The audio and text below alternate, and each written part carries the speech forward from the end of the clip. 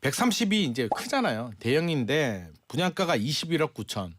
좀 높기는 합니다. 비싸죠. 네. 비싼데 시세는 49억에 최근에 거래가 됐습니다. 물론 층수가 낮으니까 네. 뭐 42억 잡아도 거의 한 2배 정도. 그러니까 반토막 정도 가격이다. 야, 집 한 채에 이제 40억을 자연스럽게 얘기하는 시대가 된 거예요. 평수가 크니까요. 네.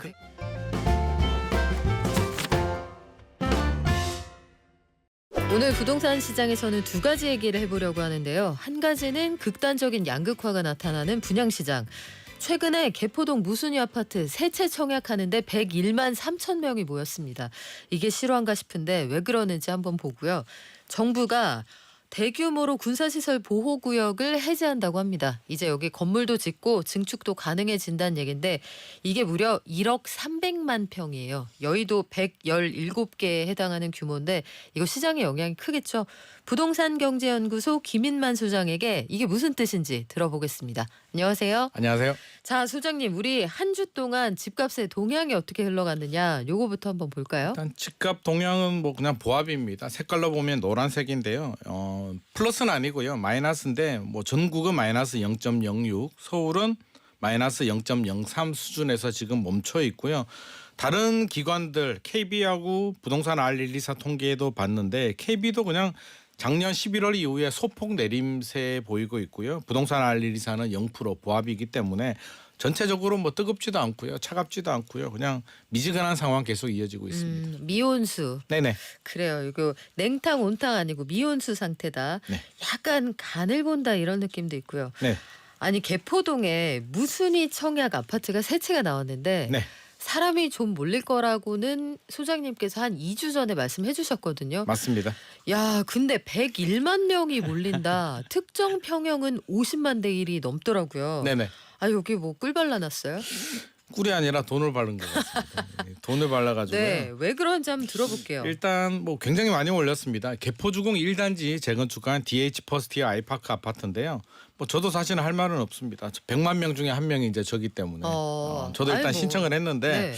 작년에 흑석 리버파크 무순위가 있었는데 80만 명이 몰렸거든요. 한가구 92만. 92만이었나요? 네, 10만 더 쓰세요. 그 정도 몰렸는데 이번에는 이제 101만 3,456명이 몰렸고요. 세 개가 나왔으니까 34, 59, 132 타입이 나왔기 때문에 59가 가장 많이 몰렸습니다. 50만 명. 하나에 50만 3,374명이 몰렸고요. 그럼 50만 대 1이네요. 50만 대 1입니다. 50만 대 1.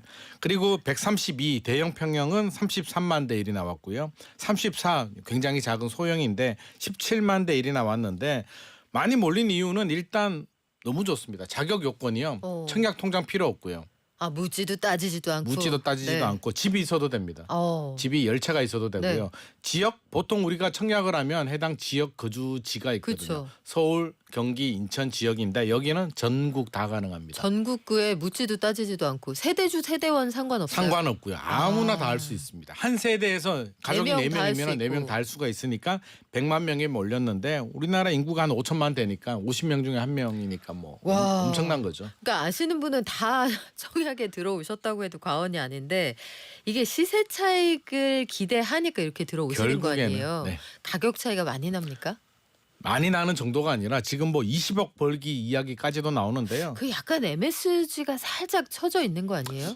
쳐져 있을 수도 있고 아닐 수도 있습니다. 일단 네. 제가 좀 따져봤는데요. 34A 같은 경우에 소형 같은 경우는 분양가가 6억 5천이었습니다. 6억 5천 681만 원인데 지금 시세가 한 12억에서 13억 정도 두 하고 배. 있고요. 층수가 좀 낮으니까 뭐 11억 잡아도 한 2배 정도 될 것 같고요. 59A는 분양가가 12억 9천만 원 정도였는데 시세가 층이 좋은 건 21억 9천 정도 나오고 있으니까 여기는 층이 이제 4층입니다. 그러면 네. 한 20억 잡아도 8억 정도는 남을 것 같고요. 130이 이제 크잖아요. 대형인데 분양가가 21억 9천. 좀 높기는 합니다. 비싸죠. 네. 비싼데 시세는 49억에 최근에 거래가 됐습니다. 물론 층수가 낮으니까 네. 뭐 42억 잡아도 거의 한 2배 정도. 그러니까 반토막 정도 가격이다. 야, 집 한 채에 이제 40억을 자연스럽게 얘기하는 시대가 된 거예요. 평수가 크니까요. 네네. 근데 이제 우리가 좀 생각을 해야 될 게 132 같은 경우는 20억이 이론적으로는 가능하잖아요. 21억 9천인데 시세가 뭐 40몇 억 네. 하니까 가능한데 실제로 20억을 내 주머니에 이제 넣을 수 있느냐 팔았을 때 생각해 보면 절대 그렇지가 않습니다. 이거 계산 좀 해봐야죠. 왜냐하면 양도세가 이제 그 보유 기간에 따라서 양도세율이 달라지는데 우리가 비과세를 받으려면 2년 보유, 2년 거주해야 됩니다. 강남이니까요. 네. 그럼 일단 기본적으로 2년 가지고 가야 되고요. 양도세율이 뭐 45% 6에서 45%인데 이것저것 빼더라도 그러면 제가 계산해 보니까 5억 정도 나오더라고요. 12억까지 비과세 받는다는 기준에서. 2년 있다가 팔아도 무주택자가 받았을 때 그러면 일단 5억 빠지고요. 네. 40억을 은행에 넣어두면 이자가 발생하잖아요. 기회비용 따져보면 20억이 아니라 실질적으로는 한 10억 정도는 손에 쥘 수 있는데 20억은 좀 과한 것 같습니다. 그래요. 그리고 이게 지금 2년 동안 내가 어쨌든 가지고 있을 수 있다는 가정 하에 그 계산이 나오는 건데 네네. 사실 난 돈이 없어. 하지만 당첨되면 즉시 팔 생각이야.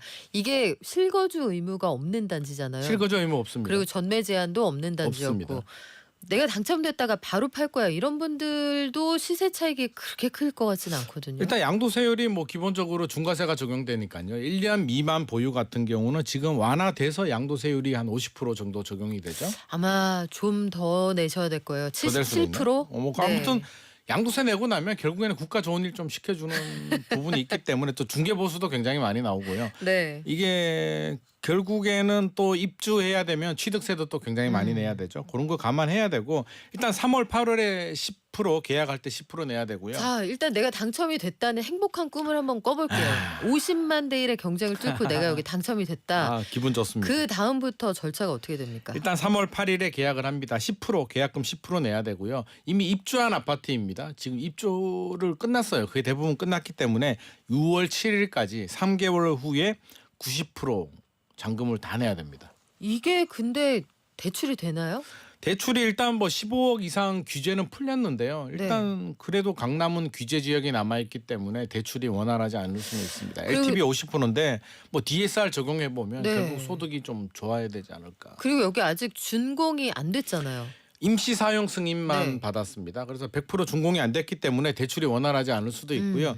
올해 11월까지 아마 1년 임시 사용 승인 기간인데 아마 돈 좀 있는 분들 위주로 좀 해야 될 것 같고 현금이 있어야 들어갈 수 있을 것 같아요. 당첨만 되면 뭐 수단과 방법을 안 가릴 것 같기는 한데 실질적으로 이제 저는 왜 청약을 했냐면 네. 저희 애가 있잖아요. 갑자기 그래서 고백하시는 거예요? 애 네. 교육 차원에서 그냥 한번 해보자. 그냥 청약 어떻게 한다 가르쳐 주기 위해서 이제 같이 교육을 너무 해봤고요. 자주 하시는 거 아닌가? 근데 이게 뭐 50만 대 1이니까 네. 실질적으로 숫자를 보면 0입니다. 0.00001이니까 사실 이걸 기대하는 건 아니고 그냥 기분은 좀 좋죠. 어제 저희 게시판에도 네. 이제 한 분이 그런 사연을 올리시더라고요.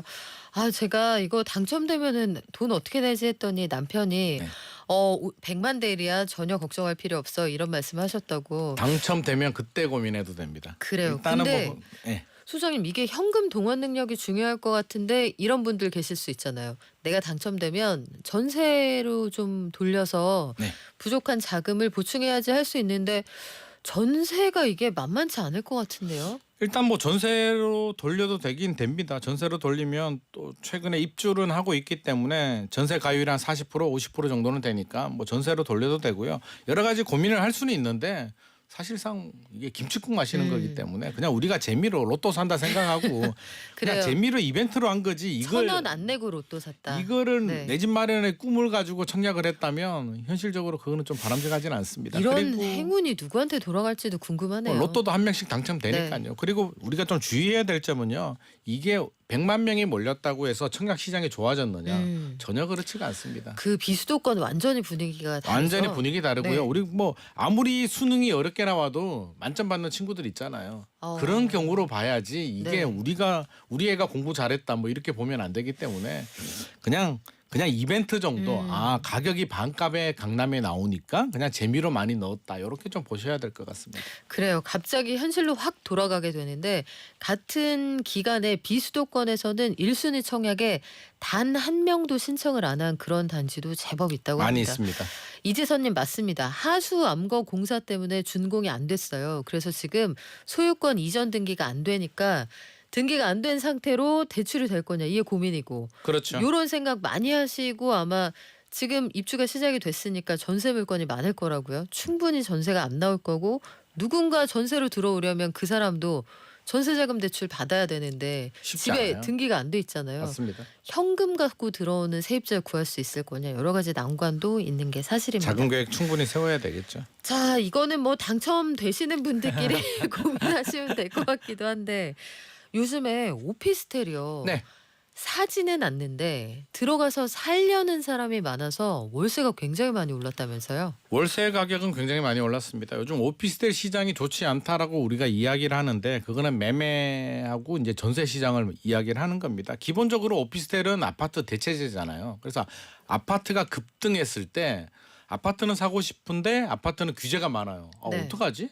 대출도 안 나오고 규제가 많으면 눈을 돌리는 곳이 이제 오피스텔이나 생활형 숙박시설이나 신축 빌라이기 때문에 기본적으로 아파트 시장이 지금 주춤하고 있으니 오피스텔 매매 시장은 당연히 주춤하는 거는 정상이고요. 전세 같은 경우는 예전 같으면 전세가 좀 강세가 될 텐데 깡통 전세, 역전세, 뭐 전세 사기도 오늘 뉴스 보니까 또 부산에서 뭐 100억 전세 사기 그러니까요. 또 뉴스 나왔더라고요. 네. 불안하니까 선택할 수 있는 방법은 월세로 가거나 아니면 아파트로 가는 것이 방법이죠. 그래서 월세는 지금 8개월째 계속 상승을 하고 있고요. 현장에 가보면 월세 구하기 하늘의 별따기입니다. 그래서 좀 아이러니하게 이게 수익률은 또 좋아져요. 이게 월세 가격이 올라가다 보니 우리가 수익률이라고 하면 그 투자금 집값 대비 이제 임대료의 비율인데 수익률은 좋아지니까 월세 받는 목적이라면 좀 괜찮을 수는 있는데 우리가 시세 차익을 노리고 전세 끼고 투자하는 갭 투자 같은 경우는 지금 굉장히 어려운 상황입니다. 그래요. 그리고 특히 전용 면적 40제곱미터 이하의 초소형 오피스텔, 이게 1인 가구들이 그렇죠, 들어가서 그렇죠. 사는 곳이잖아요. 네네. 여기에 월세 상승폭이 가장 크다. 이건 무슨 뜻입니까? 그러니까요. 이게 이제 오피스텔은 크게 두 종류로 좀 봐야 됩니다.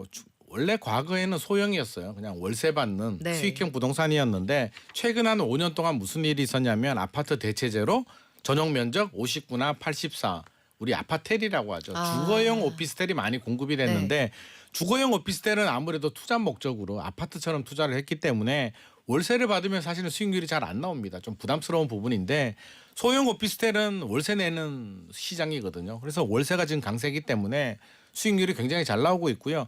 아마 이런 흐름은 당분간 더 이어질 것 같습니다. 그래서 월세 받는 분들은 좋겠지만 전세를 끼고 투자하시는 분들이라면 지금 굉장히 어려운 상황입니다.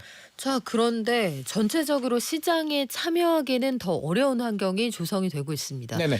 이달 26일부터 스트레스 DSR이라는 걸 적용을 해서 쉽게 말하면은 금리가 많이 올라갈 때 대비해서 대출 한도를 좀 줄이겠다 이런 뜻이잖아요. 네네 맞습니다. 그럼 금액이 많이 줄어드는 거 아니에요? 금액이 줄어듭니다. 그러니까 좀 이게 헷갈려 하시는 분들이 계시는데요. 아니 신생아 특례 대출도 나오고 헷갈려요. 뭐 네. 여러 가지 아니 풀어준다고 했다가 갑자기 또 웬 스트레스 DSR이야라고 하는데 정부 정책의 방향은요. 청년 신혼부부들한테는 어떤 혜택을 분명히 주는데 저희 같은 기성세대들한테는 얄짤 없습니다. 가끔 좀 서운하기도 해요. 근데 네. 뭐 어쩔 수가 없죠. 가계부채 관리를 해야 되는데 스트레스 DSR이 적용이 되면 3단계로 적용이 됩니다. 1단계가 올 6월 30일까지 올 상반기고요. 2단계는 올해 말 하반기까지고 내년이 이제 3단계가 되는데 올라갈수록 점점 대출 한도가 줄어듭니다. 그래서 1단계 올해 6월 30일까지는 마이너스 4.9% 정도 줄어드는데요. 예를 들어서 연소득 5천만 원인 분이 40년 만기 대출을 받았습니다. 3억 4,500만 원 정도 받았다면 이제 2월 26일부터 6월 30일까지는 3억 2,800만 원. 마이너스 4.9% 정도. 한 1,700만 원 줄어드네요. 그 정도 한도가. 줄어듭니다. 네. 이제 하반기가 됩니다. 7월부터 12월 31일까지는 3억 1,200만 원, 마이너스 9.6%. 한 줄어들고요. 3천만 원 차이가 나요. 그렇죠. 이제. 그 정도 되죠. 네. 그럼 내년은 어떻게 되느냐? 3단계로 넘어가게 되면요. 마이너스 17.7% 2억 8,400까지 줄어듭니다. 앞자리가 바뀌네요. 앞자리가 바뀝니다. 그러면 대출 받기는 점점 힘들어진다. 그럼 대출을 꼭 써야 하시는 분들은 올해냐 내년이냐 이걸 좀 잘 따져보셔야겠어요. 따져봐야 될 것 네. 같고요. 우리 기성세대들 같은 경우는 뭐 스트레스 DSR을 피하기는 좀 어려울 것 같기 때문에 자금 계획은 미리미리 좀 보수적으로 세워야 될 것 같습니다. 자꾸 우리라고 하지 말아주세요. 슬퍼져요. 그런가요? 기성세대, 우리 기성세대. 기성세대. 네, 여기 게시판에도 가끔 올라오거든요. 네. 야, 청년하고 신혼부부만 챙겨주고 섭섭합니다 하시는데 뭐 어쩔 수가 없을 일단 것 같습니다. 정책 역량에 한계가 있으니까 급한 네네. 사람 먼저 돕자 이렇게 되는 맞습니다. 모양이에요. 근데 정부에서 그린벨트를 해제한다고 한 게 지난주잖아요. 네네. 우리 속보 다뤘는데 네네. 이번에는 군사 보호 구역으로 묶여 있는 땅을 대거 풀겠다. 전국적으로 다. 이게 무슨 뜻입니까? 일단 총선 앞두고 일단 푼다라고 봐야 되고요. 그게 저는 뭐 나쁜 의미로 해석하고 싶지는 않습니다. 아니 정부에서 상관없다고 했어요. 총선하고. 그럼 상관이 있다고 하겠습니까? 많은 그래요? 알겠습니다. 과거 정부에서도요. 항상 이렇게 발표했습니다. 그린벨트 풀었고요. 군사보호시설 풉니다. 그러면 제가 정치인이면 총선 앞두고 풀지 총선 지나고 나서 풀겠습니까? 그래서 네. 그거는 뭐 그런 식으로 좀 이해를 해줄 수가 있는데요. 군사보호시설 같은 경우는 이제 군사지역입니다. 군사기지, 군사시설 주변에 만약에 고층 건물이 생기면 어떻게 될까요? 이거 무슨 훈련하고 있지? 이거 사격 훈련하기 좀 곤란한데. 그렇죠. 무슨 무기 들어왔지 이렇게 그렇죠. 볼 수가 있기 때문에 제한을 합니다. 용적률이라든지 여러 가지 건축을 못하게 제한을 하는데 땅이 제한을 받게 되면 토지 가치가 내려가겠죠. 주민들은 재산권 침해 논란이 있을 수가 있는데 정부가 그 부분에 대해서 이제 좀 풀어주겠다라는 내용인데요. 아마 깜짝 놀라시는 분들이 많은 게 이렇게 많았어? 군사보호시설이? 그 지역이 군사보호구역이 대한민국 국토의 8.2%라고 합니다. 그렇게 많아요? 그렇게 많습니다. 우리가 땅이 되게 넓은 나라가 아닌데. 네네. 그래서 네. 8.2%가 생각보다 많은데 왜 이렇게 많냐면 공항이 있잖아요. 성남공항, 서산공항. 공항 또 이게 군사지역이기 때문에 공항 주변은 다 묶여버립니다. 공군기지들도 많고. 그렇죠. 공군기지 네. 있는 분들. 그렇게 해서 이제 그런 지역들을 좀 풀어주겠다라는 내용이 좀 들어가 있고요.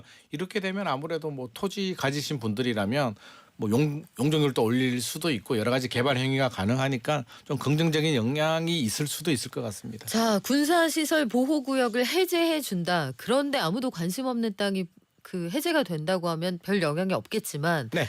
이번에 풀어주는 땅들이 좀 심상치 않은 데가 포함되어 있다면서요. 막 굉장히 많습니다. 네. 물론 풀어줘야 풀어주는 겁니다. 아직 풀어준 건 아니고요. 그냥 발표만 한 건데 서울만 보자도 우리 성남 비행장 있잖아요. 네. 성남 비행장에 저는 작년에 제가 어떤 분을 만났는데 네. 정부 관계자는 절대 아닙니다. 성남 비행장 결국에는 개발되지 않겠냐 주변. 희망상 그때 땅을 샀다. 시점으로. 네. 그래서 네. 아니 언제 개발될 줄 알고 그 땅을 사냐. 그렇게 어이구. 투자하면 안 된다라고 했는데 이번 발표 보니까 제가 틀린 것 같습니다. 자, 여기 성남 비행장 주변이면 이쪽도 분당의 금싸라기 땅 아니에요? 금싸라기 그쵸? 땅입니다. 뭐 강남, 서초, 송파 뭐 이런 핵심 지역들에도 군부대 기지들이 많기 때문에 진짜 금이 될 것 같고요. 서산 비행장 주변도 그렇고 제가 몇 년 전에 이제 그 메리텔이라는 예능에 나가가지고 그때 김구라 씨가 아니 그 톱스타들만 나간다고 하는 그 예능에. 톱스타는 아니고요. 네. 김구라 씨가 적경 지역에 연천에 이제 땅을 샀다고 그때 이야기를 했거든요. 네네. 사고 나니까 군부대 근처여가지고 개발도 안 되고 땅값도 안 오르고 힘들다라고 했는데 이번 뉴스를 보니까 그런 분들이 포함이 됐습니까? 그거는 제가 한번 물어봐야 될 것 같습니다. 그런 분들이 좀 이번에 혜택을 받을 수 있을 것 같습니다. 보니까 게시판에도 강원도의 군사 접경 시설 인근에 땅 포함되냐고 하셨는데 일단 연천, 포천 이런 곳들도 굉장히 많습니다. 굉장히 많이 포함이 됐습니다. 네. 해당이 될 수도 있겠어요. 철원, 화천, 인제, 양구, 원주도 포함이 전국적으로 됐고. 다 있습니다. 이게 충남 서산의 공군기지 거기가 단일 면적으로는 가장 최고입니다. 많이 네네. 풀리더라고요. 네. 자, 이렇게 되면요. 네. 우리 투기라는 얘기가 한동안 쏙 들어갔거든요. 네. 이게 다시 투기 생기는 거 아니에요? 일단 주택 시장에는 크게 영향을 당장은 주지는 않을 것 같고요. 토지 시장은 저는 반드시 영향을 받을 것 같습니다. 물론 과거 같으면 아마 엄청난 폭등이 일어날 수도 있는데 이게 이번만 발표된 게 아니라 계속 이렇게 발표가 됐는데 지금 어제도 제가 체크를 해보니까 주민들 반응이 일단 진짜 하는 거 맞아? 과거에도 총선 전에 대선 전에 발표해놓고 막상 선거 끝나고 나니까 안 하더라. 그래서 이번에도 안 하는 거 아니야라는 의심의 눈초리를 가진 분들이 꽤 많이 있어서 반응이 폭발적이는 않은데요. 만약에 실제로 풀렸다. 풀릴 거다. 네. 어떤 작업이 진행된다라고 한다면 토지 시장 같은 경우는 아마 집주인들 토지주 입장에서는 매물을 회수하거나 호가 올릴 가능성이 상당히 높습니다. 아마 지금도요. 뉴스 보고 내가 땅 사러 가야겠다. 성남 비행장 주변에 빨리 사야겠다라고 정도예요? 가면 네. 아마 집주인들이 기본적으로 매물은 다 회수했을 것 같습니다. 그래요. 이거는 뭐 법 개정 사항은 아니고요. 네네. 그 국방부 장관령이기 때문에 관보에 맞습니다. 게시하면 효력을 발휘할 수 있는 거라 실현 가능성이 높은데 이게 또 시장에 어떤 영향을 미칠지 주목이 되기도 하네요. 우리 질문들 좀 있는 거 우리 소장님한테 말씀을 드려볼게요. 이게 관련해서 최근 시세 대신에 네. 실제로 거래됐던 몇 월 기준 매매 가격 요런 게 더 중요한 거 아닌가요? 뭐 이런 얘기도 해주시는데 어떻습니까? 일단 두 가지를 다 봐야 될 것 같고요. 이제 거래 가격이라고 한다면 한 달, 두 달 전 기준이고요.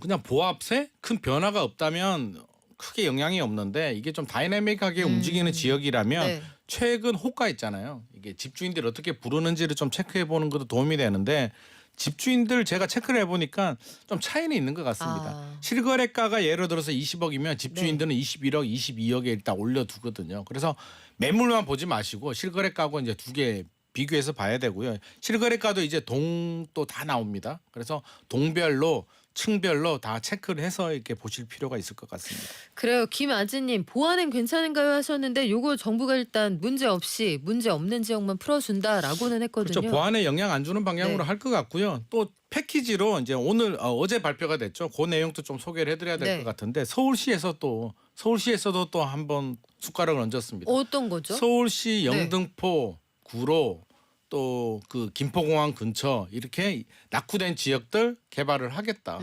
일제 시대 때 개발이 됐잖아요. 영등포의 그래요? 물레 중공업 지역들. 아 몰랐어요. 일제 시대 때부터 이제 네. 공업 지역으로 개발이 돼서 한 50년, 80년 동안 이제 중심지 역할을 했고요. 옛날 강남 개발되기 전에는 거기가 중심지였잖아요. 그렇죠. 영동이 영등포의 동쪽이죠. 동쪽이에요. 예. 네. 그래서 강남은 아무것도 아니었는데 기준이 영등포였다. 이제 시간이 지나서 영등포가 너무 노후화되니까 이번에 발표된 게 물론 총선 앞두고 저는 발표됐다라고 생각은 하는데 서울시도 일단은 상관없다고 했어요. 네. 뭐 상관없다고 하겠죠. 일단은 용적률도 굉장히 많이 올려주겠다. 네. 낙후된 지역들을 굉장히 천지개벽시키겠다라는 내용이 또 발표가 됐습니다. 결국에는 일관성 있는 내용인데 아마 이런 부분은 오히려 집값은 영등포에 뭐 집을 가지고 있는 분들이라면 이거 좀 더 안 팔고 가지고 가야겠네라는 매물이 생각을 회수될 충분히 수 할 수도 있다. 있기 때문에 앞서서 이제 군부대 같은 경우는 토지 시장에 영향을 준다면 이번에 서울에서 발표된 영등포, 물레동, 구로 뭐 또 낙성대 이런 주변들도 있거든요. 이런 지역들은 주택 시장에도 좀 영향을 줄 수 있을 것 같습니다. 그래요. 그리고 그린벨트 지역이 보통 군사보호 구역입니다. 맞물려 있습니다. 두 개가 네네. 맞물려 있어서 요거 둘 다 풀릴 가능성이 현재로서는 약간 커 보인다. 이런 말씀 드릴게요. 오늘 말씀 여기까지 듣겠습니다. 지금까지 부동산경제연구소 김인만 소장이었습니다. 고맙습니다. 감사합니다.